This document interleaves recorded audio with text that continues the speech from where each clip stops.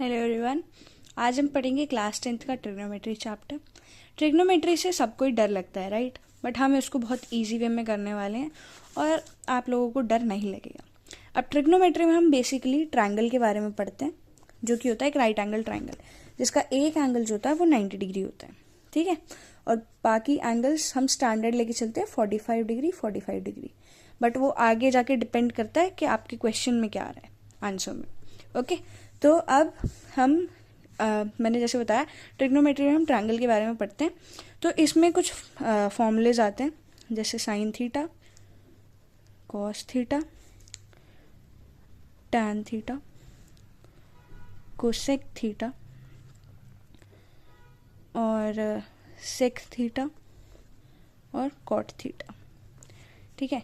अब इनको याद करने में ना स्टार्टिंग में बहुत दिक्कत होती है, तो मैं आपको वो बताती हूँ जो मेरी टीचर ने मुझे बताया था। तो ये लाइन याद रखिएगा, सम पीपल हैव, एक लाइन, कर्ली ब्लैक है, और नेक्स्ट है टर्निंग प्योर ब्राउन और ब्लैक, जो भी। अब ये लाइन याद रखने में बहुत सिंपल है, some people have curly black hair turning pure brown, ठीक है। अब इससे हम ये फॉर्मूलेज निकालेंगे। कैसे? पहली लाइन में मैंने लिखा है सम पीपल हैव, सम में एस स्टैंड्स फॉर साइन, ठीक है। पीपल स्टैंड्स फॉर परपेंडिकुलर, और पीपल पहले है तो will write P, then we have, ठीक है। तो उसमें एच स्टैंड्स फॉर हाइपोटेनस, तो साइन थीटा हो गया परपेंडिकुलर बाय हाइपोटेनस। अब नेक्स्ट देखते हैं, कर्ली ब्लैक है, कर्ली ब्लैक में कर्ली में C stands for cos, okay, and B stands black में B stands for base. And next है वी हैव हेयर, हेयर में एच स्टैंड्स फॉर हाइपोटेनस, तो कॉस थीटा हो गया बेस बाय हाइपोटेनस।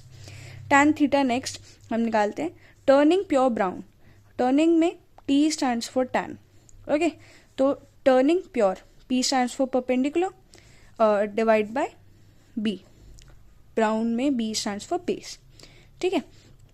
अब हमको ये तीन तो पता चल गए। अब हम अगर हमने ये तीन लिख लिए तो ये तीन भी लिख जाएंगे।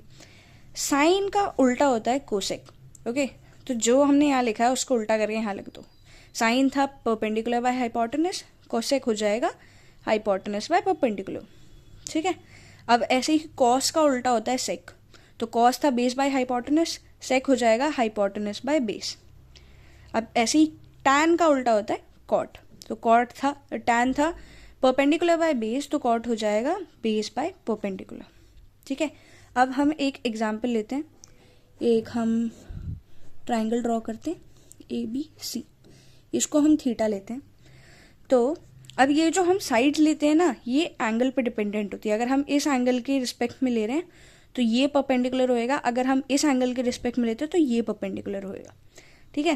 तो अब हम इस ट्राइंगल से ये सारे फॉर्मूलेज निकालते हैं। अब अगर हम इसमें साइन थीटा लगाएं, साइन थीटा क्या था? परपेंडिकुलर बाय हाइपोटेनस, परपेंडिकुलर इस एंगल के रिस्पेक्ट में होती है सामने वाली साइड, ठीक है। तो इसमें परपेंडिकुलर हो गया BC, और हाइपोटेनस ये वाली साइड होती है, ठीक है, स्लांटेड स्लाइड जो होती है, ये हो गई AC। तो साइन थीटा इसमें क्या आएगा? BC by AC।